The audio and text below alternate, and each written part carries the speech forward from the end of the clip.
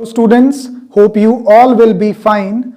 Today in this video, we are going to continue with our chapter 2 units and dimensions.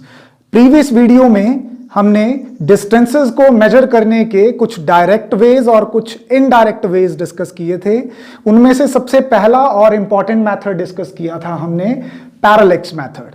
आज हम parallax method के अलावा बाकी और कौन कौन से मेथड हमारे पास अवेलेबल हैं to measure that distance indirectly, we are going to continue with that. तो उस लिस्ट में सबसे पहले हम कुछ ऐसे मेथड डिस्कस करेंगे जिनका जो रिजल्ट है, जो आउटकम है, वो ऑलमोस्ट सेम आता है, बस उनमें जो कुछ कंपोनेंट्स यूज किए जाते हैं दे आर लिटिल डिफरेंट. जैसे यहां पे मैं डिस्कस करना चाहूंगा पहले echo method, sonar method, radar method and laser method को. इन चारों का जो मैथमेटिकल फॉर्मूला है, जो मैथमेटिकल आउटकम है, that is going to be same. फिर इन चारों के ऊपर बेस्ड इनमें से किसी भी एक टॉपिक पे हम एक न्यूमेरिकल प्रॉब्लम करेंगे so that you get familiar with the method. उसके बाद हम एक इंटेंसिटी मेथड को स्टडी करेंगे जिसके अंदर हम स्टार्स का डिस्टेंस मेजर करते हैं अर्थ पे रह के, और उसके बाद प्लैनेट्स का डिस्टेंस कैसे मेजर कर सकते हैं इसको सीखेंगे. So let's begin with echo method today. What is echo method? First of all you must be knowing this term echo. Whenever sound strikes a surface, it comes back. So the source hears two different voices. First the original one and then जो strike होके वापस आती है. So this repeated reflection of sound is known as echo. तो यहां पे echo method distance find out करने में कैसे काम करता है. Imagine that you are standing on a hill, right. दूसरी तरफ आपके सामने कोई और हिल है which is very far away. तो आप कोई इंच टेप लेके, कोई मेजरिंग स्केल लेके उसका डिस्टेंस अपने माउंटेन से जिस पे आप खड़े हो मेजर नहीं कर सकते.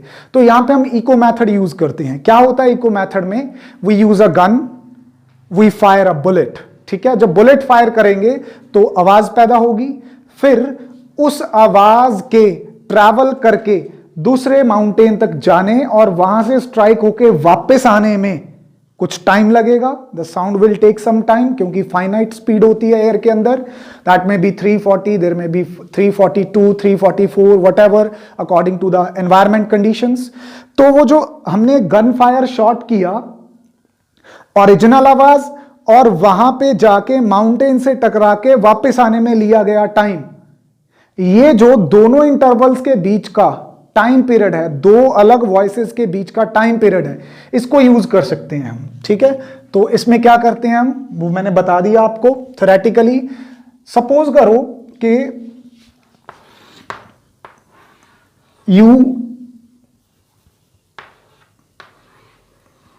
You were on this mountain, आपने यहां से एक बुलेट फायर की, तो जो आवाज थी वो पहले जाएगी और टकरा के फिर क्या आएगी, वापस आएगी आप तक. ठीक है, लेट्स से कि आवाज को जाने और आने में टाइम कितना लगा, टी. स्पीड ऑफ साउंड कितनी थी, लेट्स से उन कंडीशंस में इट वाज वी.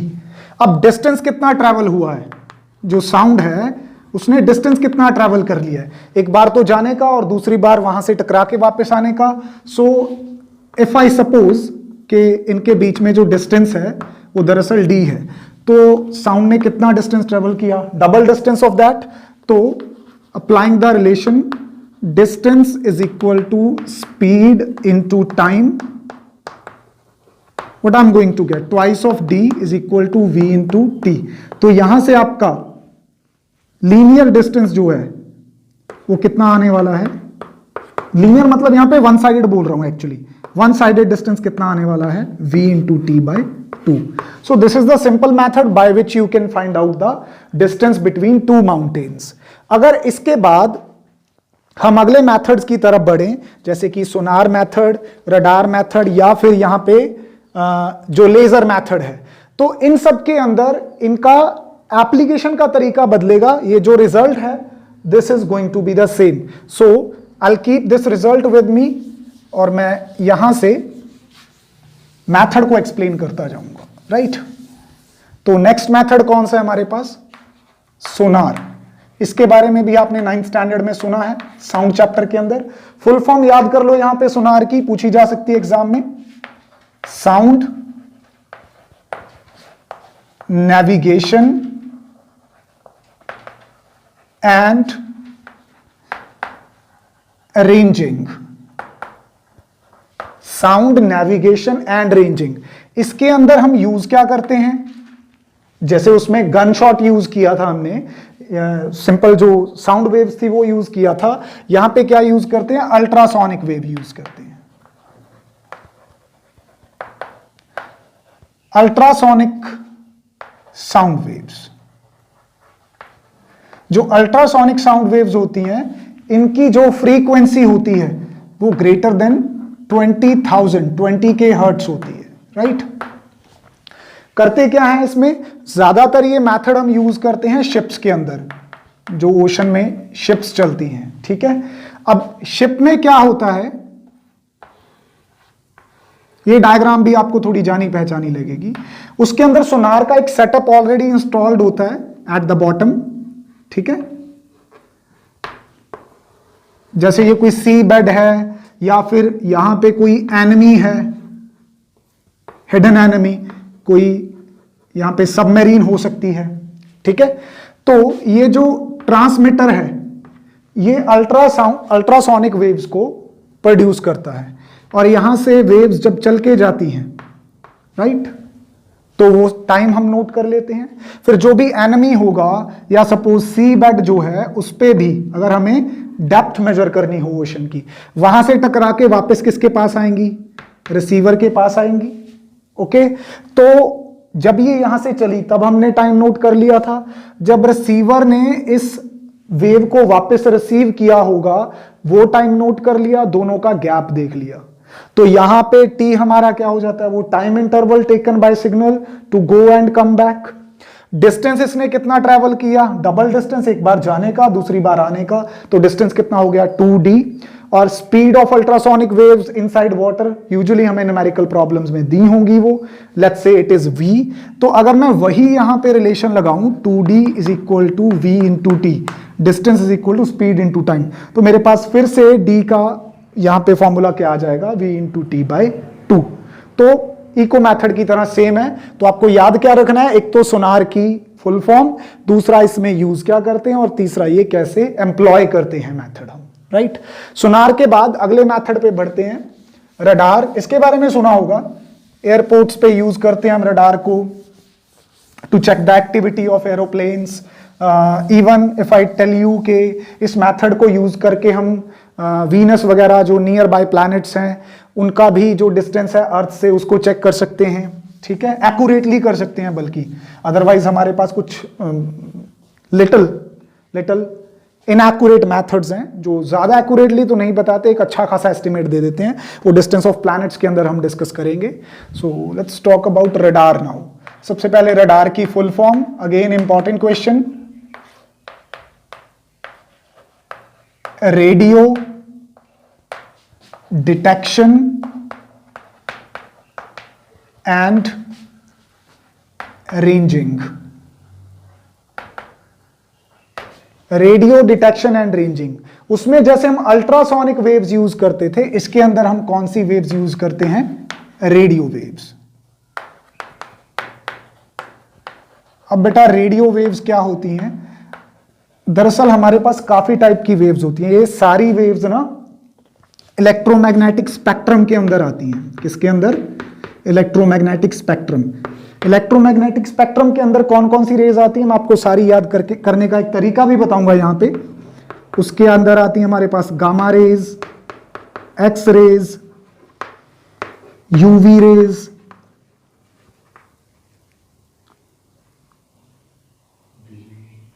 यहां पे अल्ट्रावायलेट हो गया, यहां पे आएंगी विजिबल रेज, फिर आ जाती हैं इंफ्रारेड, देन माइक्रोवेव्स, फिर आ जाती हैं रेडियो वेव्स।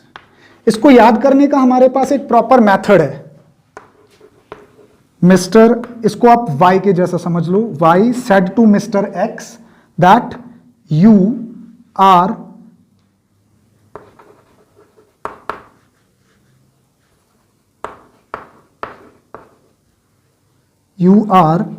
यहां पे आ सकता है वेरी इंटेलिजेंट का आई आ गया, मीडिया रिपोर्टर। तो एक बड़ी काम की चीज है, +1 +2 की फिजिक्स में, इवन केमिस्ट्री में भी आपको काम आएगी। मिस्टर वाई यहां पे गामा को डिनोट कर रहा है, said to mister X, X मतलब X rays, that you, Y O U का यू क्या है, UV rays, are very, very का वी क्या है, visible rays, intelligent I infrared, media M microwaves, reporter R से रेडियो वेव्स। तो ये एक प्रॉपर सीक्वेंस में याद कर लिया आपने, जैसे वो आप केमिस्ट्री में याद करते हो रिएक्टिविटी सीरीज, है ना, सोडियम पोटाशियम, वो जो मेटल्स हैं उनको according to their reactivity arrange करते हो, ये हमने अकॉर्डिंग टू देयर वेवलेंथ और फ्रीक्वेंसी अरेंज किया है। तो यहां पे रेडियो वेव्स को यूज करते हैं। ईएम स्पेक्ट्रम एक फैमिली है, इसके अंदर कौन कौन से मेंबर्स हैं, ये सारी वेव्स इसके अंदर आ जाती हैं, ठीक है। तो you may note down this, ये आगे काम आ सकता है आपके। चलो, तो रेडियो वेव्स यूज करते हैं। ये रेडियो वेव्स क्या हैं, यहां पे एक ट्रांसमीटर होता है, वो रेडियो वेव्स को जनरेट करता है। वो रेडियो वेव्स किसी चीज से टकराती हैं जिसकी हमें रेंजिंग या नेविगेशन चेक करना होता है, वहां से टकरा के वापस रडार पे ही आती हैं, जिसपे एक रिसीवर उन्हें क्या करता है, रिसीव। तो उनको ट्रांसमिट करते वक्त और उनको रिसीव करते वक्त टाइम नोट होता है, उस टाइम के अंदर जो टाइम गैप आ जाता है उसको मेजर करते हैं। अगेन जो डिस्टेंस ट्रेवल हुआ, एक बार जाने का एक बार आने का, डबल हुआ। v is the speed of radio waves, t is the time interval between transmission and receiving। तो यहां से अगर डिस्टेंस कैलकुलेट करें वो भी क्या आ जाता है, v into t/2। So the formula remains same. एक तो आपको फुल फॉर्म याद करनी है यहां पे, दूसरा क्या चीज इस्तेमाल करते हैं। नेक्स्ट आ जाता है लेजर के बारे में। अभी बेटा लेजर से तो आप बचपन में भी खेले हो, ठीक है। Laser was not a word, it was a shorthand denotion. तो इसकी फुल फॉर्म क्या है सर, लेजर की जो फुल फॉर्म है वो है लाइट, एल से, एम्प्लीफिकेशन, ए से, आगे एक एक्स्ट्रा वर्ड है, सबसाइडरी वर्ड है बाय, एस से होता है स्टिमुलेटेड। स्टिमुलेटेड का मतलब क्या होता है, बायोलॉजी में पढ़ा होगा, रिस्पॉन्स एंड स्टिमुली। तो स्टिमुलस होता है जब कंपेल किया जाए किसी चीज को, बाहर से प्रोवोक किया जाए किसी चीज को। स्टिमुलेटेड, ई से क्या है, एमिशन। एमिशन का मतलब होता है किसी चीज का बाहर निकलना, एमिट होना। किस चीज का, ऑफ, एक्स्ट्रा वर्ड है लास्ट पे, रेडिएशन। बड़ा इंपॉर्टेंट टॉपिक है फिजिक्स का, लेकिन कॉलेज फिजिक्स में आता है ये, मास्टर्स लेवल पे। तो लेजर्स क्या होती हैं, light amplification by stimulated emission of radiation. इस मेथड के अब लेजर्स करती क्या हैं, ये आपको मोनोक्रोमेटिक, हाईली इंटेंस, मतलब इनकी इंटेंसिटी ज्यादा होती है, और डायरेक्शनल। डायरेक्शनल का मतलब कि जिधर आप लाइट को भेजते उधर ही जाती है, वो फैलती नहीं है टॉर्च की लाइट की तरह। आपने जिस लेजर से खेला है उसका भी देखा होगा, एक हाथ में टॉर्च रख लो, एक में लेजर रख लो, दोनों का बटन प्रेस करो तो जो टॉर्च की लाइट है वो फैलती जाती है। It is not directional, it goes on spreading. पर जो लेजर की लाइट है वो सीधा सीधा चलती है और एक प्रॉपर डॉट बनाती है जिस सरफेस पे गिरती है, जबकि टॉर्च की लाइट फैलती जाती है, ठीक है। तो हम उसको डायरेक्शनल नहीं कहते। यहां पे जो हमारे पास लेजर है वो डायरेक्शनल होती है। इस मेथड में क्या होता है, सेम वे से कि जिस भी चीज का, सपोज मेरे सामने ये कोई ऑब्स्टिकल है, ठीक है, यहां पे मैं खड़ा होके अगर एक यहां से कोई लेजर जो है उसकी लाइट को एमिट करवाऊंगा तो वो जाएगी और टकरा के फिर क्या आएगी, वापस आएगी, right. Let's say it comes back in the same manner. तो उसके यहां से चलने और वापस आने का अगर हम टाइम जो है, टाइम गैप नोट कर लें, तो डिस्टेंस तो इसने डी जो है 2 बार कवर कर लिया, एक बार जाने का एक बार आने का। स्पीड हमें ऑलरेडी पता होगी इनटू टी, तो यहां से हम डिस्टेंस कैसे निकाल सकते हैं, v into T by 2। Usually अगर आप इलेक्ट्रोमैग्नेटिक स्पेक्ट्रम में से कोई रेडिएशन यूज कर रहे हो तो उसकी स्पीड तो हमेशा लाइट की स्पीड की जितनी होती है, 3 × 10⁸ तो समटाइम्स इन सम टेक्स्ट यहां पे v की बजाय c भी आ सकता है। c मतलब स्पीड ऑफ लाइट, और हमें पता है ये कितना होता है, 3 × 10⁸ मीटर पर second. So you have clearly seen के इको, सोनार, रडार और लेजर सभी मेथड्स में सिर्फ थोड़े कंपोनेंट्स का फर्क है कि हम यूज क्या कर रहे हैं, बाकी सबकी आउटपुट क्या है, सेम है। एक न्यूमेरिकल करते हैं इसका, ठीक है, और ज्यादा क्लियर हो जाएगी पिक्चर आपको। किस टॉपिक का करें, चलो सोनार पे करवाता हूं एक, ठीक है, नोन टॉपिक है आपका, बहुत सिंपल सा है।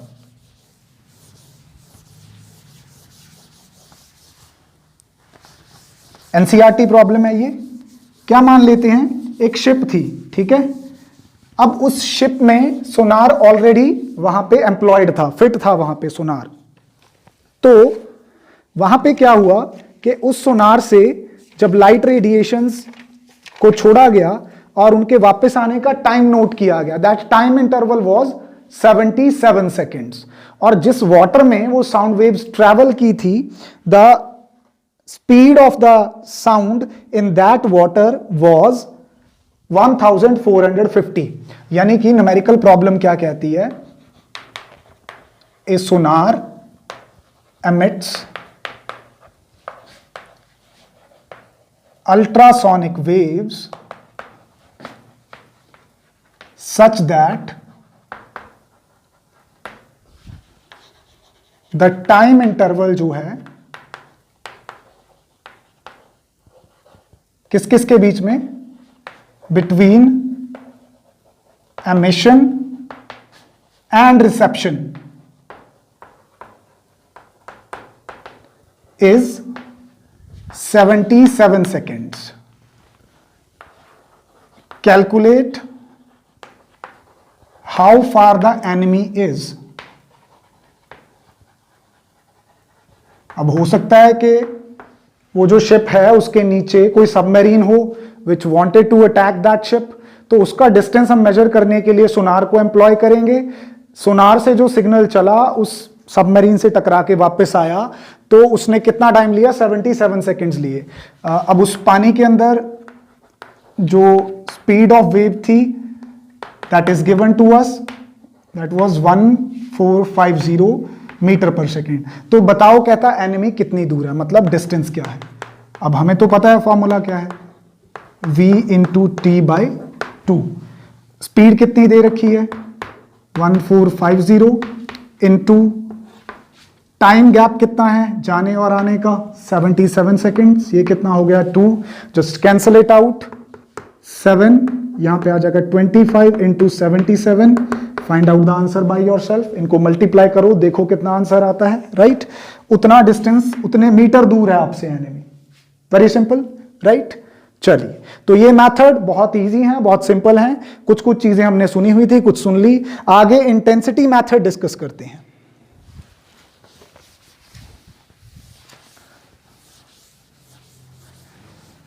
देखो बेटा, रात को जब आप आसमान में देखते हो तो कुछ स्टार्स आपको बहुत ब्राइट नजर आते हैं, कुछ बहुत फेंट नजर आते हैं। I am talking about the night in which the sky is very clear, clouds नहीं है वहां पे, मान लो, ठीक है, the sky is very clear. तो कुछ स्टार्स आपको बहुत अच्छी तरह से नजर आ जाते हैं, बहुत ब्राइट होते हैं, शाइनिंग होते हैं, कुछ ट्विंकल करते हुए भी नजर आ सकते हैं, कुछ बहुत डिम नजर आते हैं। Basically the brightness that you receive tells about their distance from you. जितना दूर से आएगी किसी स्टार की लाइट उतनी वो डिम होगी, जितना स्टार नजदीक होगा उतनी उसकी लाइट आपको ज्यादा ब्राइट मिलेगी। Now think about sun. Sun is the closest star to us in the solar system, उसके बाद अल्फा सेंचुरी आ जाता है, तो सन हमारे सबसे नजदीक है, तो देखो सन की ब्राइटनेस कितनी ज्यादा होती है, राइट। तो जितना डिस्टेंस होगा ज्यादा उतनी ब्राइटनेस कम हो जाएगी, जितना डिस्टेंस कम होगा उतनी ब्राइटनेस ज्यादा हो जाएगी। बेटा अगर एक्सपेरिमेंटली चेक किया जाए तो अगर डिस्टेंस डबल हो जाता है बढ़ के तो ब्राइटनेस 4 गुना कम हो जाती है। अगर डिस्टेंस आधा रह जाता है कम होके तो ब्राइटनेस 4 गुना बढ़ जाती है। इसका मतलब यहां पे स्क्वायर का रोल है डिस्टेंस और इंटेंसिटी के बीच में। तो यहां पे सबसे पहले मैं आपको इंटेंसिटी मेथड के अंदर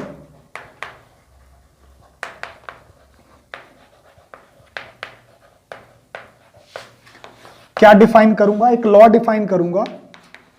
क्या बोलते हैं इसको, हम नाम से जानते हैं इसको, इनवर्स स्क्वायर। समझाया था आपको फर्स्ट चैप्टर में, inverse square law of intensity. क्या कहता है ये कि कोई भी जो लाइट सोर्स है बेटा आपके पास, है ना, उस लाइट सोर्स की जो इंटेंसिटी है वो inversely proportional to square of distance होती है आपके पास। अब सर इस मेथड को हम कैसे यूज करें? इफ यू रिमेंबर, मैंने जब आपको पैरेलैक्स मेथड समझाया था उसमें हमने एक प्रॉब्लम डिस्कस की थी कि हम स्टार्स का डिस्टेंस मेजर कर सकते हैं, पर वहां पे मैंने एक लिमिटेशन लगाई थी कि वो स्टार्स आपसे कितनी दूर तक आप चूज कर सकते हो, 100 लाइट ईयर्स तक। उसके बाद ये मेथड जो पैरेलैक्स का है वो एम्प्लॉय नहीं कर पाते। तो स्टार्स तो हमसे 100 लाइट ईयर भी दूर हैं, फिर उनके लिए कोई मेथड है क्या? Yes, intensity method. तो इंटेंसिटी मेथड को आप ये कह सकते हो कि ये 100 लाइट ईयर के ऊपर भी काम कर सकते हैं, और यहां से हम रफली कुछ आसपास का डिस्टेंस जो है ठीक ठाक सा थोड़े बहुत एरर के साथ हम जो है फाइंड आउट कर सकते हैं। क्या करते क्या है इस मेथड में? देखो, एक तो वो स्टार चूज कर लेते हैं जिसकी ब्राइटनेस अच्छी है, ठीक है, उसकी एक फोटोग्राफ ले ली, उसका डिस्टेंस भी हमें पता है। लेट्स से कि हमारे पास कोई नोन स्टार है, हमें पता है कि यार ये वाला स्टार जो है ये मैं देखता हूं हर रोज, ये बहुत ब्राइट होता है, इसका डिस्टेंस भी मुझे अपने से पता है। It can be anything, let's say Alpha Centauri, ठीक है, 4.3 लाइट ईयर्स अप्रोक्सीमेटली हमारे से दूर। तो लेट्स से अल्फा सेंचुरी की बात कर रहा हूं मैं यहां पे। We have a known star of intensity कितनी है उसकी, लेट्स से I1, इंटेंसिटी कितनी है उसकी I1 एट डिस्टेंस R1। तो इसके लिए मैं क्या बोल सकता हूं, I1 is inversely proportional to R1 square. अभी मान लो मेरे पास कोई अनदर स्टार है जिसकी इंटेंसिटी तो मैं बाय फोटोग्राफ, बाय टेलीस्कोप, किसी ना किसी इंस्ट्रूमेंट से मेजर कर लूंगा। कितनी इंटेंसिटी आती है उसकी मेरे मेजर करने से, let say it comes out to be I2, और मुझे ये वैल्यू पता है। मुझे क्या नहीं पता, मुझे उसका डिस्टेंस नहीं पता। डिस्टेंस मैं सपोज कर लेता हूं कितना, R2। तो अगर इस पे अगर ये लॉ लगाऊं तो क्या आएगा, I2 is inversely proportional to R2 square. अभी सिंपली आपको क्या करना है, देखो ध्यान दो, अगर मैं यहां पे प्रोपोर्शनैलिटी साइन हटाऊंगा, इज इक्वल टू लगाऊंगा, तो यहां पे कोई ना कोई कांस्टेंट आएगा। अब ये कांस्टेंट जो होते हैं ये यूनिवर्सल रहते हैं, जो कांस्टेंट यहां पे आएगा वही कांस्टेंट यहां पे आएगा, क्योंकि दोनों ही स्टार्स कहां हैं, स्काई में, आसमान में है, स्पेस में है, दोनों ही वहां से लाइट कवर करके आप ही तक पहुंच रहे हैं। तो ना कोई मीडियम का फर्क पड़ रहा है, ना किसी और चीज का फर्क पड़ रहा है, मतलब यहां पे जो कांस्टेंट ऑफ प्रोपोर्शनैलिटी आएगा वो तो बेटा सेम आएगा ना। तो अब इन दोनों को मैं यहां पे क्या कर देता हूं, मैं डिवाइड कर देता हूं। अगर 1 को 2 के साथ डिवाइड कर दूं तो पहले लेफ्ट हैंड साइड्स को डिवाइड करेंगे, I1 के साथ डिवाइड करूंगा I2 को। अच्छा, अभी यहां पे इज इक्वल टू आना था, कांस्टेंट बाय कांस्टेंट आना था, वो क्या हो जाना था, कैंसिल। तो मैं लगाऊं ना लगाऊं constant, why should I bother, जब मैं कंपेयर कर रहा हूं तो वो कांस्टेंट कैंसिल आउट हो जाना है। I1 के लिए R1 नीचे है, अगर I2 नीचे है तो R2 ऊपर आ जाएगा, तो ये क्या बनेगा, R2 square by R1 square. अभी मेरे को क्या अननोन था, ये अननोन था, बस इसका आप यहां से इक्वेशन बना लो। R2 पहले क्या बनेगा, पहले तो चलो स्क्वायर बना लेते हैं, ये इधर आ जाएगा, R1 स्क्वायर इनटू क्या आएगा, I1 बाय I2। अब हमें राइट हैंड साइड की सारी चीजें पता है, हमें नोन स्टार का डिस्टेंस पता था, उसकी इंटेंसिटी पता थी, अननोन स्टार की भी इवन इंटेंसिटी पता थी, डिस्टेंस नहीं पता था। अगर मैं यहां से ये स्क्वायर हटाऊं तो इधर सारे के ऊपर क्या बन जाना चाहिए, अंडर रूट, पर लेकिन ये तो स्क्वायर है, ये तो क्या आ जाएगा, अंडर रूट से बाहर आ जाएगा। तो थोड़ी मैनिपुलेशन के बाद what do we see this. From this formula we can easily calculate कि वो जो स्टार हमसे बहुत दूर था उसका डिस्टेंस कितना था। इंटेंसिटीज मेजर करने के लिए हमारे पास ऑलरेडी लैब में इंस्ट्रूमेंट्स होते हैं साइंटिस्ट के पास, so nothing to worry about, simple method है इंटेंसिटी मेथड, ठीक है। तो यहां पे अगला मेथड जो है उसकी तरफ बढ़ते हैं, distance of planets. Distance of planets में देखते हैं हम आगे क्या आएगा। तो इस मेथड में distance of planets find out करने के लिए यहां पे पहले प्लैनेट्स को दो कैटेगरीज में बांट लेते हैं. If I take the case of 8 planets और लेट्स से प्लूटो को भी मैं साथ में मान लूं 9 प्लैनेट्स, तो दो प्लैनेट ऐसे हैं कि जो अर्थ से पहले हैं, मरकरी एंड वीनस, और बाकी प्लैनेट्स क्या हैं, अर्थ के बाद हैं. तो यहां पे ना अर्थ को एज ए रेफरेंस मान के हम प्लैनेट्स को दो हिस्सों में बांट लेते हैं. जो प्लैनेट्स हैं यूजुअली अपने पास, इनकी दो कैटेगरीज बना लूंगा मैं यहां पे. अर्थ से पहले के जो that is Mercury and Venus आ जाते हैं प्लैनेट, उनको हम इंफीरियर प्लैनेट्स बोलते हैं. ठीक है, बिफोर अर्थ. और जो अर्थ के बाद हैं that is Jupiter, Saturn, Neptune, Pluto, ठीक है, वो सारे, उनको क्या बोलते हैं, सुपीरियर प्लैनेट्स बोलते हैं.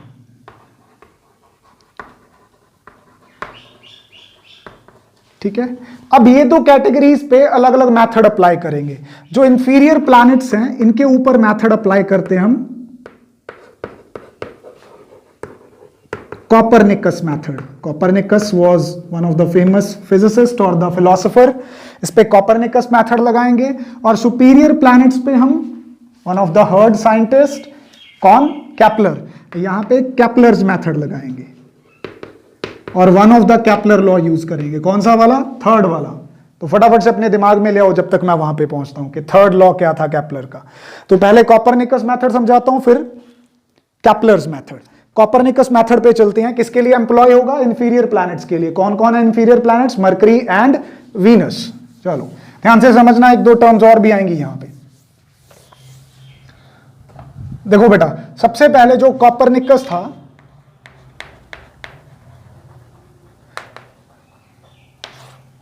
इसने ना जो ऑर्बिट्स थे प्लैनेट्स के, किसके अबाउट, सन के अबाउट. हमें तो केपलर ने बता दिया था कि एक्चुअली वो एलिप्टिकल होते हैं, लेकिन न्यूटन और कुछ ऐसे साइंटिस्ट थे जिन्होंने ये अज्यूम किया कि चलो ठीक है, उनकी ज्योमेट्री एलिप्टिकल है, पर मैथमेटिकल स्ट्रक्चर को इजी रखने के लिए सेफली उनको क्या मान के चलो, सर्कुलर मान के चलो. तो इसने, कॉपरनिकस ने अज्यूम्ड क्या अज्यूम किया यहां पे, सर्कुलर ऑर्बिट्स अज्यूम कर लिए. सर्कुलर ऑर्बिट में क्या होगा भाई, यहां पे हमारे पास क्या रहेगा, सन रहेगा.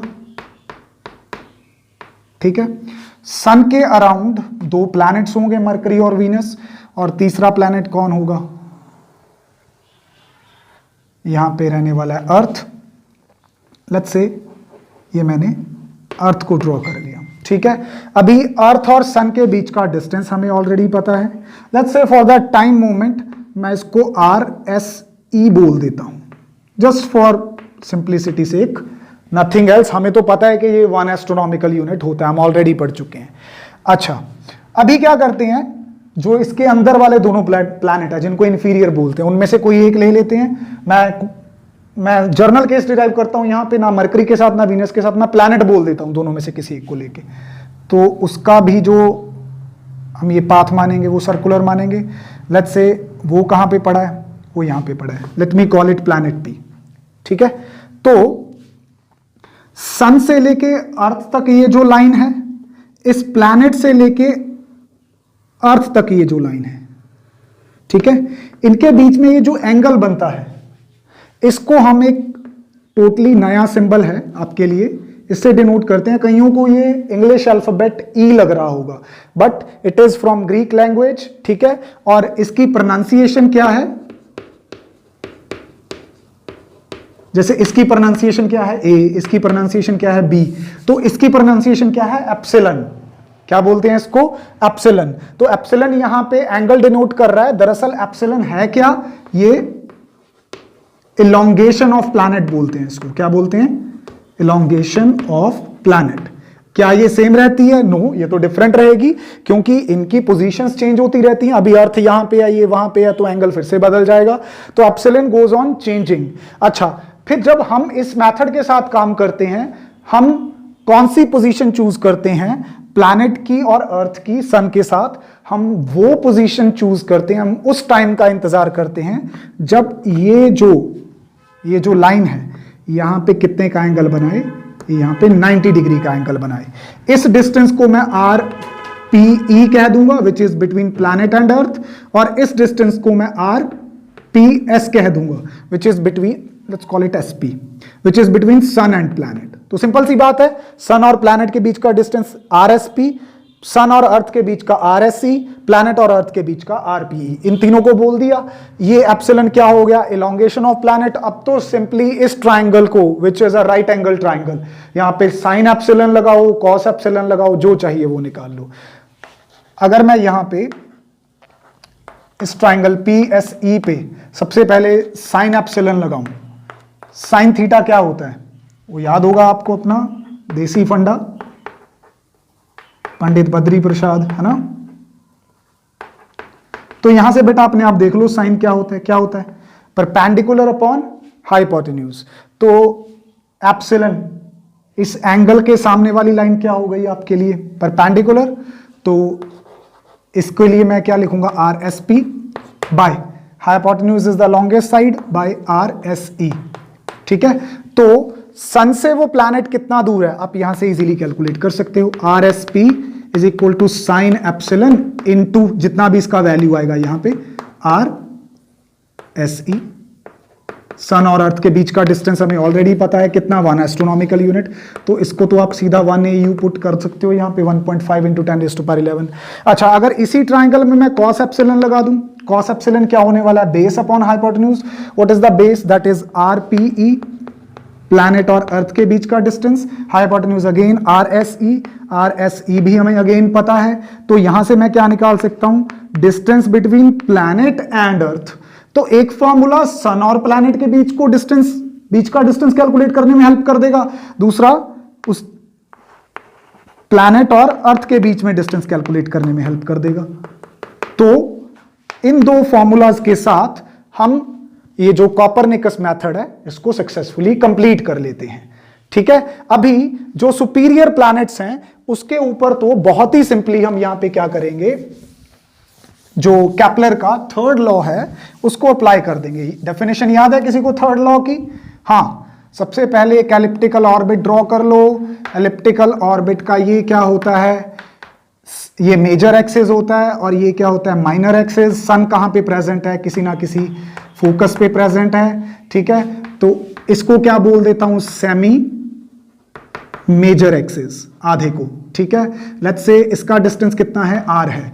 तो किसी प्लैनेट को सन के अराउंड एक रेवोल्यूशन कंप्लीट करने में जितना टाइम लगता है उसका स्क्वायर डायरेक्टली प्रोपोर्शनल होता है सेमी मेजर एक्सिस के क्यूब के। ये तो हम बहुत अच्छे से जानते हैं। ठीक है, एक प्लैनेट जिसका हमें सब कुछ नोन है, जैसे अर्थ का टाइम पीरियड भी नोन है और वो अपना जो सेमी मेजर एक्सिस है लेट्स से ये भी नोन है। ठीक है, और दूसरा क्या ले लेंगे, यहां पे अननोन प्लैनेट ले लेंगे जिसके बारे में हमें क्या करना है, पता करना है। टाइम पीरियड यहां पे कितना, लेट्स से T1। ठीक है, और सेमी मेजर एक्सिस है वो क्या है, R1। अननोन प्लैनेट का time period let's say T2 है, हमने ये मेजर कर लिया कि वापस हमें वहां पे कभी दिखता है जहां से शुरू किया था। और इसका डिस्टेंस कितना सपोज कर लेंगे, R2। अगर इन दोनों पे मैं ये इक्वेशन लगाऊं तो क्या बनेगी, T1 proportional to T1 square proportional to R1 cube. इस पे लगाऊं तो T2 square proportional R2 cube. ठीक है, अभी अगेन सेम बात आ गई, अगर प्रोपोर्शनैलिटी कांस्टेंट हटा के इक्वल लगाऊंगा तो कांस्टेंट्स क्या आएंगे, सेम आएंगे, वो डिवीजन में या कंपैरिजन में कैंसिल हो जाएंगे। अगर यहां से मैं 1 और 2 को डिवाइड भी कर दूं या 2 को 1 से कर दूं, that is up to us, answer तो सेम आना है।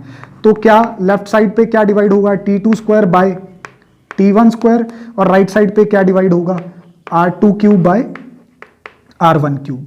हमें निकालना क्या था, हमें R2 निकालना था। ये सब चीजें इधर ले आओ, we have to calculate R2 cube. तो R2 क्यूब जब मैं एक तरफ रख के बाकी सारी चीजें दूसरी तरफ लेके जाऊंगा, it will be T2 square by T1 square into R1 cube. इस मेथड के थ्रू आप किसकी वैल्यू फाइंड आउट कर सकते हो, R2 की, क्योंकि प्लैनेट जो नोन था उसका डिस्टेंस और उसका टाइम तो ऑलरेडी पता था। दूसरा प्लैनेट जिसका आप मेजर करना चाहते थे डिस्टेंस, उसको आपने ऑब्जर्व किया किसी लैब में जाके कि वो वापस उसी जगह पे जहां पे आपने ऑब्जर्व करना शुरू किया था, एक रेवोल्यूशन कंप्लीट करके कितने टाइम में आ जाता है, लेट्स से वो कितना था, T2। तो ये तीनों values on right hand side हमें नोन होंगी, उससे चौथी वैल्यू हम क्या कर सकते हैं, कैलकुलेट कर सकते हैं। So these were some amazing methods to find out the unknown distance, right. अभी नेक्स्ट लेक्चर में इसके आगे चलेंगे हम और कुछ इनडायरेक्ट मेथड डिस्कस करेंगे, क्या फाइंड आउट करने के लिए, स्मॉल डिस्टेंसेस फाइंड आउट करने के लिए। कितने स्मॉल, सर आपने एक तो स्केल के साथ बताया था, अब मिलीमीटर से भी नीचे चलते हैं, हम एटम्स और मॉलिक्यूल्स के साइज मेजर करेंगे। So let's meet you in the next video, till then take care of yourself, good bye.